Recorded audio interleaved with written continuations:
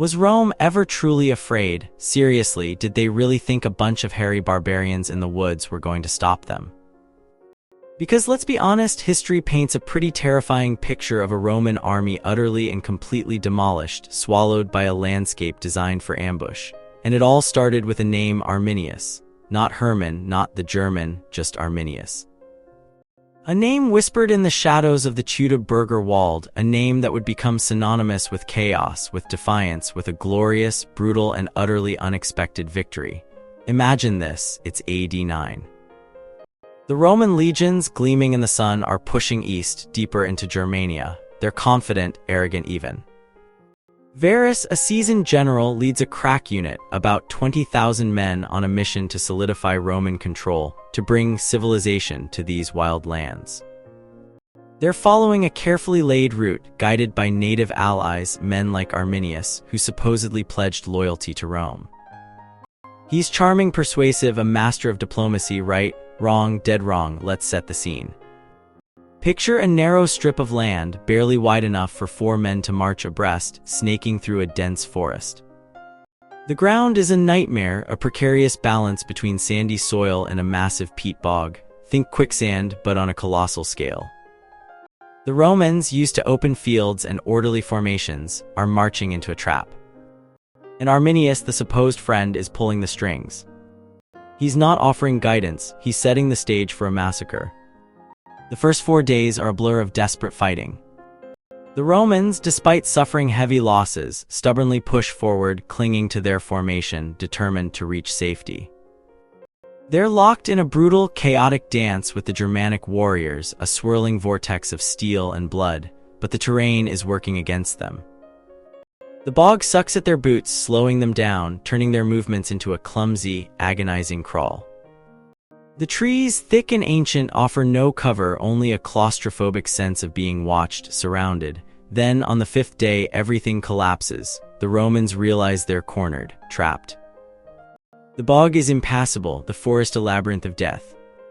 Varus, a man who'd seen his share of battles, makes a decision, a desperate, heartbreaking decision. He gives his surviving troops permission to do whatever they deem necessary to survive, and they do. They scatter, they flee, they fight to the last man. But the story doesn't end with a few survivors limping back to Rome, bearing tales of defeat. It ends with a horror that would haunt Roman nightmares for centuries. Imagine the scene, groves filled with human heads fastened to tree trunks. Altars erected to the slain Roman commanders, colonels and senior company commanders, each head a gruesome testament to Arminius' cunning. Nearby, you find outlandish altars, remnants of savage rituals where the Germans had massacred the Romans. Survivors, scarred and broken, point out the locations of the fallen generals, the eagles captured, the first wound received by Varus, the place where he took his own life, a final, desperate act of defiance. And then there are the gibbets and pits, a chilling reminder of the prisoners, a silent chorus of suffering. But this wasn't just a battlefield, it was a symbol. A symbol of German nationhood, forged in the fires of rebellion. By the 15th and 16th centuries, ancient Roman accounts of the defeat began to circulate among Latin scholars, slowly transforming Arminius into a legend. He became Hermann, a name that resonated with a growing sense of German identity, and the obsession didn't stop there. Over the next 400 years, 76 operas were composed celebrating his exploits. Seriously, 76 operas, think Wagner meets the Dark Ages.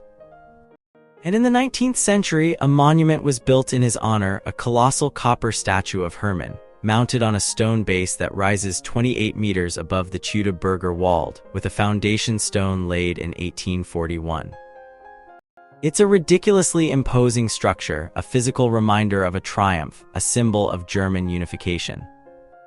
The monument sits on a hill 400 meters high, a statement of power and historical significance.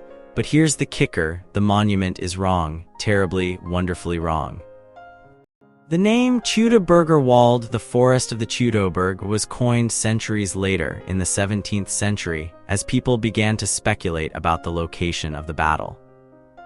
Thanks to a series of incredible archaeological discoveries, the actual battlefield has been identified about 70 kilometers to the north, just outside Osnabrück.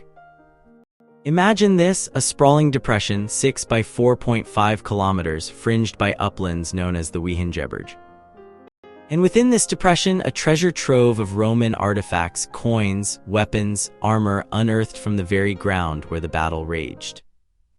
The southern boundary is marked by Calcris Berg, a 100-meter hill heavily wooded in antiquity. At its foot, a narrow strip of sandy soil, so narrow that only 4 men could have marched abreast, leading directly into a huge peat bog. The Romans marched east-west along this deadly path, guided by Arminius, who had convinced Varus that he was acting in Rome's best interests. They were walking into a trap. A trap designed by a brilliant, ruthless strategist who knew the terrain intimately, who exploited every weakness, every advantage. The battle lasted 4 days. The first day, the Romans, despite heavy losses, held their ground, pushing forward with grim determination. But by the 4th day, it was clear that they were trapped. Varus, realizing the futility of the situation, made a fateful decision. He gave his remaining troops permission to fight for their lives, and they did with savage abandon. And then, silence. A silence broken only by the screams of the wounded and the clash of steel. The Roman army was annihilated. A 20,000-man force reduced to a handful of survivors. But the defeat wasn't just a military setback, it was a strategic catastrophe. The Romans never fully conquered the area beyond the Rhine. The tribes, the Cherusci, the Bructeri, the Batavi resisted fiercely, driving back the legions and preventing the region from becoming integrated into the Roman Empire. Think about it, the Romans, masters of the Mediterranean, the most powerful empire the world had ever seen, were utterly defeated by a small, determined group of Germanic warriors. It's a humbling thought. Now, let's talk about the long-term consequences. While the Eburones and the Treveri were eventually conquered and assimilated into Roman society, learning Latin, building towns, adopting Roman customs, Arminius, Cherusci were not. They remained outside the empire, a thorn in Rome's side, a constant reminder of its limitations. And here's where it gets really interesting. The division between Romance languages, derived from Latin and Germanic languages, the very linguistic divide that shapes Europe today, is believed to be a direct result of this ancient conflict. The Western Roman Empire crumbled, giving way to successor kingdoms dominated by Germanic-speaking groups. It's a historical link that stretches across centuries, a tangible consequence of a single, decisive battle. But why did Rome fail to conquer Germania? Why did the legions turn back, defeated and demoralized? The 19th century German nationalists had a simple answer: German nationalism. They argued that Germania was always a separate entity, a distinct cultural and political force, resistant to Roman domination. They used the defeat as evidence of Germany's inherent strength, its capacity for resistance. However, a closer look at the historical evidence reveals a more nuanced picture. In AD 300, the primary threat to the Roman Empire wasn't Germania, it was Persia, a formidable power in the east. The Roman legions were far more concerned about defending their eastern borders than about suppressing rebellious tribes in the north, and no other frontier posed a significant threat.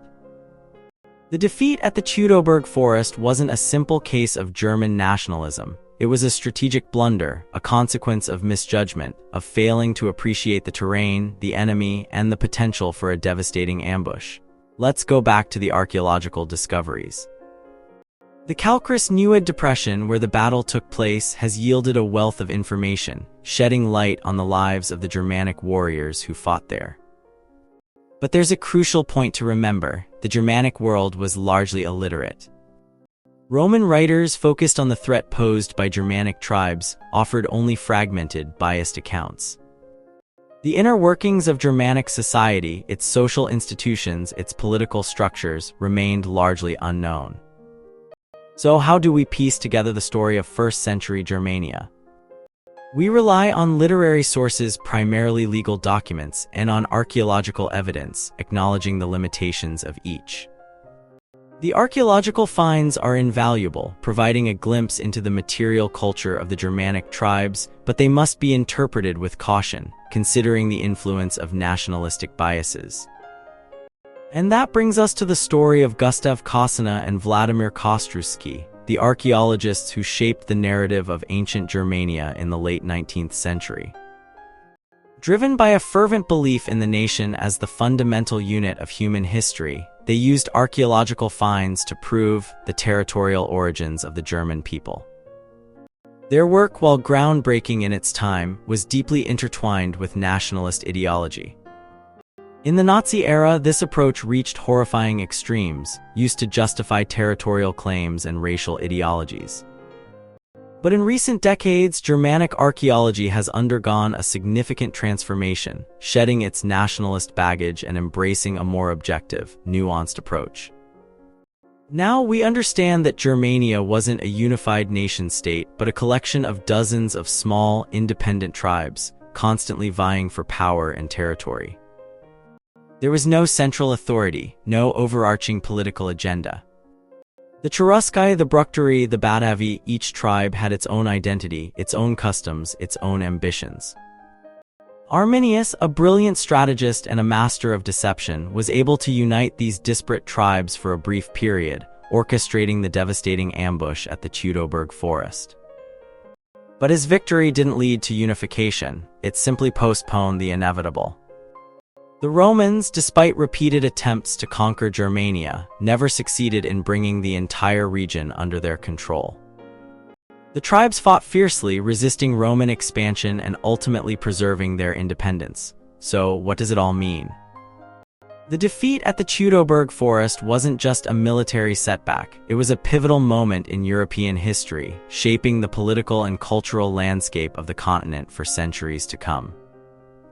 It demonstrated the limits of Roman expansion, the resilience of Germanic resistance, and the enduring power of a single, brilliant strategic mind. And finally, the question remains, was Rome ever truly afraid? Seriously, did they really think a bunch of hairy barbarians in the woods were going to stop them? Because let's be honest, history paints a pretty terrifying picture of a Roman army utterly and completely demolished, swallowed by a landscape designed for ambush. And it all started with a name, Arminius.